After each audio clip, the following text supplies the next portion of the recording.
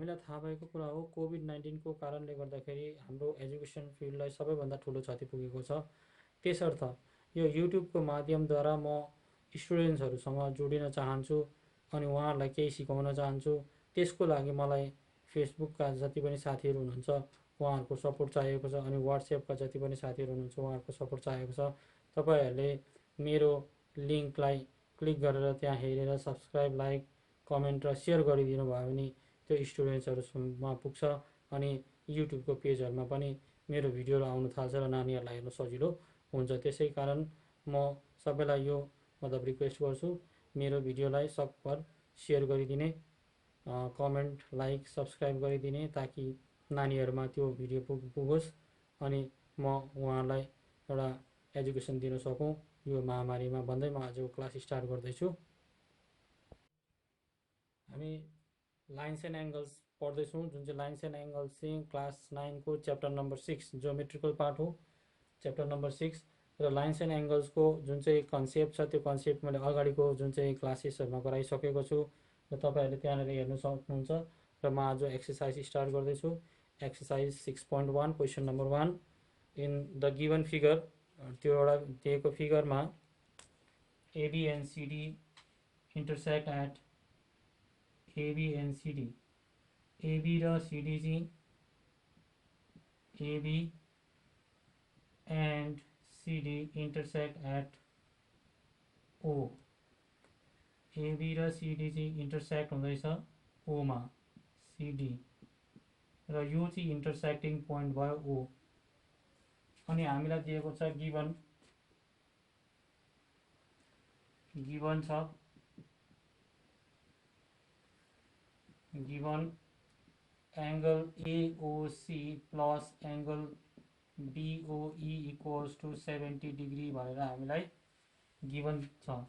अब BOE भनेपछि यहाँबाट एउटा रे छ, यो चाहिँ OE रे हो, OE रे भयो। अनि अर्को के पनि दिएको छ भन्दाखेरि चाहिँ एन्ड एंगल BOD पनि हामीलाई दिएको छ 40 डिग्री, यो एंगल हामीलाई 40 डिग्री दिएको छ। अनि AOC र BOE एड गर्दाखेरि चाहिँ 70 डिग्री हुँदैछ भनेपछि अब हामीले क्याल्कुलेट गर्नुपर्ने छ एंगल BOE क्याल्कुलेट गर्नुपर्ने छ। अनि अर्को छ angle reflex angle COE calculate गर्नुपर्ने छ। पहिला हामी क्वेसनको कन्डिसनलाई हेरौँ। एबी र सिडी इन्टरसेक्ट भएको छ ओमा, since AB and CD intersect at O भनेपछि देयरफोर अब इन्टरसेक्ट एट ओ भनिसकेपछि यो एबी अनि अर्को सिडी छ, एबी र सिडी, एबी सिडी इन्टरसेक्ट भएको छ पोइन्ट ओमा। जब यो स्ट्रेट लाइन यसरी इन्टरसेक्ट हुन्छ, इन्टरसेक्ट हुँदाखेरि चाहिँ त्यसले भर्टिकली अपोजिट एंगल बनाउँछ। भर्टिकली अपोजिट एंगल बनाउँछ भनेपछि यो BOD हामीलाई दिएको छ 40 डिग्री भनेपछि भर्टिकली अपोजिट एंगल भनेको चाहिँ के हो त भन्दाखेरि चाहिँ अपोजिट भर्टेक्समा सेम एंगल हुनु। भर्टेक्स भनेको यो कर्नर हो, यो कर्नरलाई भर्टेक्स भनिन्छ, यो कर्नर भर्टेक्स हो, यतापट्टिको यो कर्नर भर्टेक्स हो भनेपछि अपोजिट भर्टेक्समा चाहिँ एंगल सेम बनिनु, त्यो चाहिँ भर्टिकली अपोजिट एंगल भनेपछि यो 40 डिग्री भएपछि यो पनि 40 डिग्री हुन्छ, मतलब AOC पनि 40 डिग्री हुन्छ। Therefore angle AOC equals to angle BOD, यो चाहिँ हो reason vertically opposite angle, vertically opposite angle भयो भनेपछि AOC भनेको कति हुन्छ त भन्दाखेरि चाहिँ AOC इक्वल्स टू BOD हाम्रो 40 डिग्री छ भनेपछि BOD AOC equals to BOD भनेपछि BOD को जग्गामा हामीले 40 डिग्री लेख्न सक्छौँ। यो चाहिँ थियो हाम्रो AOC आयो भनेपछि यो एंगल आयो, यो एंगल आयो, AOC आयो। अब हामीले यसलाई इक्वेसन नम्बर 1 मानौँ। फ्रम इक्वेसन 1 अब BOE हामीले क्याल्कुलेट गर्नुपर्ने छ, एंगल BOE हामीले क्याल्कुलेट गर्नुपर्ने छ अनि रिफ्लेक्स एंगल COE क्याल्कुलेट गर्नुपर्ने छ। From equation 1 we get angle AOC plus angle BOE equals to 70 degree दिएको छ। अब AOC को भ्यालु 40 डिग्री हो, 40 डिग्री हो। AOC को जग्गामा 40 डिग्री लेखिन्छ plus angle BOE equals to 70 degree. Angle BOE equals to 70 degree minus यो प्लस छ राइट ह्यान्ड साइडमा लाँदाखेरि माइनस 40 डिग्री भयो।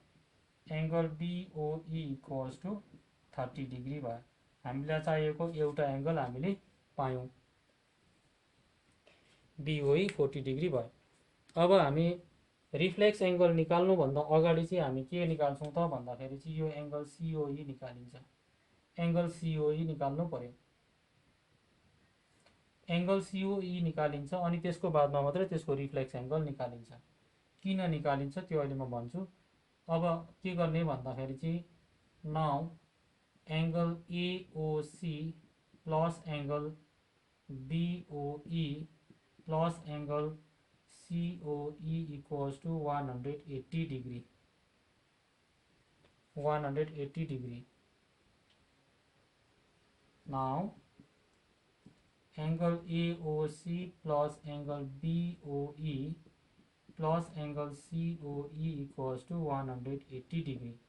AOC भनेपछि यति एंगल, BOE भनेको यति एंगल अनि COE भनेको यति एंगल। यो तीनटा एंगललाई जोड्दाखेरि चाहिँ 180 डिग्री हुन्छ। किन 180 डिग्री हुन्छ भन्दा चाहिँ यहाँदेखि उँभोकोलाई मात्रै हेर्नु भयो भने चाहिँ के छ त भन्दा एउटा स्ट्रेट लाइन छ र स्ट्रेट लाइनमा जति पनि एंगल क्रिएट हुन्छ त्यो जहिले पनि 180 डिग्री हुन्छ, जसलाई चाहिँ स्ट्रेट एंगल भनेर भनिन्छ। भनेपछि यहाँनिर चाहिँ रिजन हामीले लेख्छौं since angles in a straight line, angles in a straight line भनेर लेखिन्छ। अब हामीलाई थाहा भएको कुरा छ AOC र BOE, AOC प्लस BOE भनेको 70, यतिलाई 70 लेख्नु पर्यो। 70 degree plus angle COE equals to 180 degree, यो भयो। अनि angle COE equals to 180 degree. अघि यहाँ जसो गरेको छ त्यसै गर्नु यहाँ पर्यो। यहाँनिर पनि यो प्लस 70 छ, यसलाई राइट ह्यान्ड साइडमा लाँदाखेरि माइनस 70 डिग्री भयो। त्यसै angle COE equals to 180 minus 70 भनेको 110 डिग्री भयो। अब यो COE पाइसक्यो। अब हामीले रिफ्लेक्स एंगल निकाल्नु पर्यो। पहिला म बुझाउँछु रिफ्लेक्स एंगल भनेको के हो, what is reflex angle.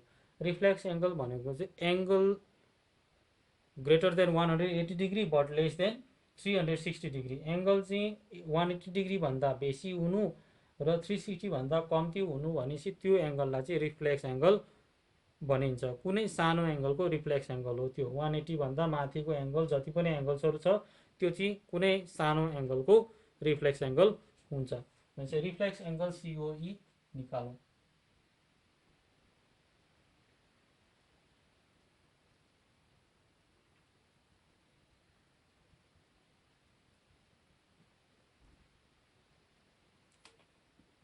Therefore reflex angle COE equals to 360 degree minus angle COE।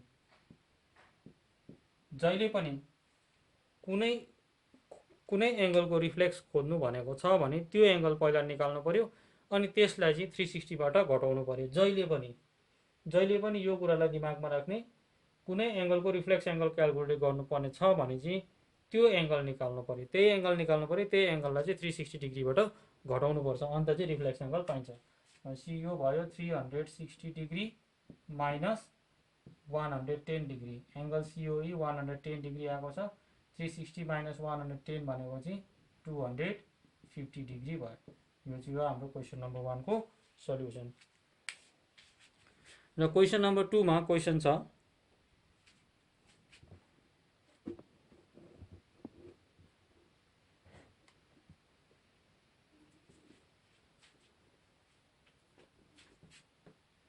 Question number 2 मा क्वेशन छ इन फिगर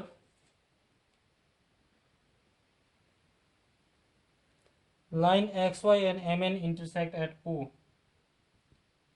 लाइन XY र MN चाहिँ इन्टरसेक्ट भएको छ O मा, XY र MN।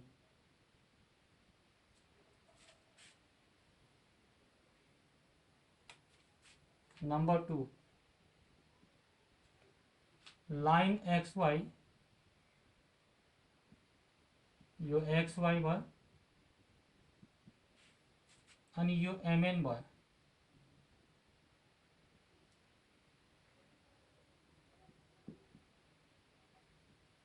MN भयो, इन्टरसेक्ट एट O, यो पोइन्टमा इन्टरसेक्ट भएको छ। अनि अर्को कुरा दिएको छ हामीलाई, अर्को कुरा angle POY, angle POY equals to 90 degree, angle POY equals to 90 degree दिएको छ। यो OP रे भयो र यति एंगल चाहिँ हामीलाई 90 डिग्री दिएको छ। अनि यो एंगललाई A मानिएको छ अनि यो एंगललाई B मानिएको छ। हामीलाई फाइन्ड एंगल C भनेको छ, यो एंगल क्याल्कुलेट गर्नुपर्ने छ, फाइन्ड एंगल C। अब A र B को रेशियो दिएको छ, रेशियो दिएको छ भने हामीले यसो गर्नुपर्छ, रेशियोलाई जहिले पनि हामीले लेट गर्यौं भने त्यहाँनेर हामीलाई क्याल्कुलेसनमा सजिलो पर्छ। रेशियोलाई हामीले जहिले पनि लेट गर्ने, लेट गर्यो भने क्याल्कुलेसन हाम्रो इजी भइहाल्छ, अदरवाइज साह्रो हुन्छ। यसलाई धेरैवटा प्रकारले गर्न सकिन्छ, तर सबैभन्दा सजिलो भनेको रेशियो निकालेर रेशियोलाई लेट गरेर गरिने हो। अब रेशियो दिएको छ A:B चाहिँ 2:3 दिएको छ, A:B चाहिँ 2:3 दिएको छ भनेपछि late A equals two 2x गर्ने अनि B इक्वल्स टू 3x गर्ने। A र B, A:B चाहिँ 2:3 दिएको छ, A:B चाहिँ 2:3 दिएको छ भनेपछि यो A भनेको 2, B भनेको 3 हो। लेट गरेर 2 को जग्गामा 2x लेखिदिने अनि B को जग्गामा 3x लेखिदिने। यसो गर्दाखेरि हामीलाई कहाँ सजिलो हुन्छ अब हेर्दै जाउँ। यसलाई म अर्को वेबाट पनि अहिले गरेर देखाइदिन्छु। अब हेरौँ, यो 90 डिग्री छ, एंगल POY 90 डिग्री छ, एंगल POY हामीलाई 90 डिग्री दिएको छ। अब हामीले के गर्नुपर्छ त भन्दाखेरि चाहिँ यो स्ट्रेट एंगल XY देखि माथिकोलाई, नाउ XY देखि माथिको मात्रै हेरौँ। Now angle XOM plus angle MOP plus angle POY भनेपछि हामीले यो XY जुन चाहिँ लाइन छ यहाँदेखि माथि मात्रै हेर्यौं, यो स्ट्रेट लाइनको माथि मात्रै हेर्यौं भनेपछि यहाँनेर यो एंगल आयो XOM भनेपछि यो एंगल आयो, MOP भनेपछि यो एंगल आयो अनि POY भनेपछि यो एंगल आयो। यो सबैलाई जोड्दाखेरि 180 डिग्री हुन्छ, किन भन्दाखेरि चाहिँ angles in a semi straight line. यहाँनेर पनि रिजन हुन्छ angles in a straight line, यहाँनेर लेख्दा हुन्छ angles in a straight line. अब XOM भनेको 2x छ र MOP भनेको 3x छ। पहिला लेख्ने यहाँनिर XOM भनेको A हो, अर्को B हो र यो चाहिँ 90 डिग्री हो, इक्वल्स टू 180 डिग्री भयो। अब A को भ्यालु 2x, B को value 3x plus 90 degree equals to 180 degree भयो। अब 2x plus 3x is 5x plus 90 degree equals to 180 degree भयो। अब यो 5x equals to 180 degree minus यो प्लस छ उतापट्टि जाँदाखेरि माइनस 90 डिग्री भयो। 5x इक्वल्स टू 90 डिग्री, 180 मा 90 घटाउँदा 90 हुन्छ। x इक्वल्स टू 90 डिग्री, जो 5 छ राइट हैंड साइड को डिनोमिनेटर में जान्छ 5 भनेपछि x equals to 5 1 5, 5 into 18 is 90 degree, 18 degree. भनेपछि x को भ्यालु 18 डिग्री आयो भनेपछि अब a र b निकालौँ। x 18 आयो भनेपछि a र b निकालौँ। therefore a equals to 2 into x भनेको 18 डिग्री छ equals to 36 डिग्री भयो। त्यसरी नै b equals to 3 into x भनेको 18 डिग्री छ equals to 54 डिग्री भयो। अब हामीले निकाल्नु पर्ने छ एंगल सी। एंगल सी निकाल्दाखेरि चाहिँ यो mn बाट उँधो हेर्नु पर्यो। mn रे बाट यता हेरौँ। Since angle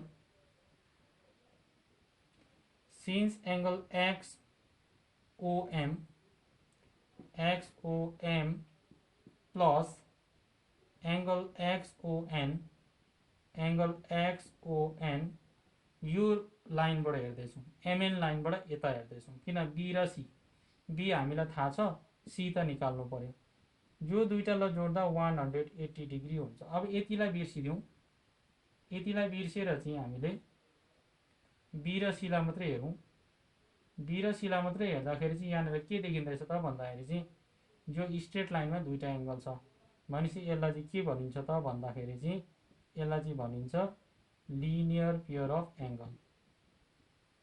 linear pair of angle. Linear pair of angle चाहिँ के हो त भन्दाखेरि चाहिँ एडजसेन्ट साइड जुन चाहिँ कमन भर्टेक्स छ, कमन भर्टेक्सदेखि जुन चाहिँ इनिशियल पोइन्ट छ, इनिशियल पोइन्टदेखि जुन चाहिँ रे छ त्यो चाहिँ अपोजिटली डाइरेक्टेड भयो भने त्यतिखेर चाहिँ लिनियर पेयर हुन्छ। अपोजिटली डाइरेक्टेड भनेपछि यो ओ देखि एउटा यता गएको छ, सेम लाइनमा अपोजिट डिरेक्सनमा यो ओएन छ भने त्यो केसमा चाहिँ लिनियर पेयर हुन्छ। Linear pair sum of two angle, त्यतिखेर चाहिँ दुईटा एंगलको सम चाहिँ 180 डिग्री हुन्छ। त्यसलाई चाहिँ भनिन्छ linear pair.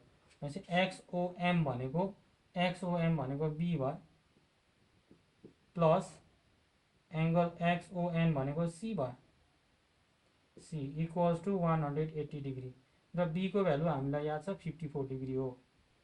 54 degree plus c equals to 180 degree भयो। अब यसलाई 54 भयो, c इक्वल्स टु 180 डिग्री, यो प्लस 54 छ,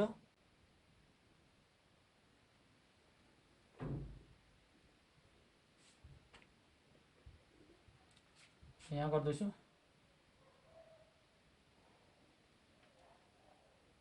ओके, अब यो 54 प्लस c छ र c लाई लेफ्टमा राख्ने किन c हामीलाई चाहिएको छ 180 डिग्री। यो प्लस 54 लाई राइट ह्यान्ड साइडमा लाने माइनस 54 डिग्री गर्दाखेरि c इक्वल्स टु 180 माइनस 54 भनेको 126 डिग्री भयो र यो भयो क्वेसन नम्बर 2। त्यसरी नै अब क्वेसन नम्बर 3 मा छ